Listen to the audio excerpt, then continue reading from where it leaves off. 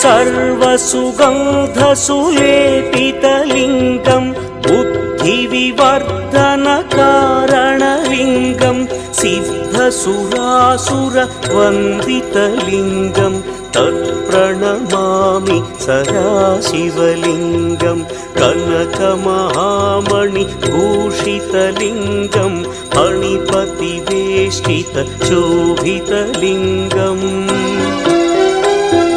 दक्षसुयज्ञविनाशनलिङ्गं तत्प्रणमामि सदाशिवलिङ्गम्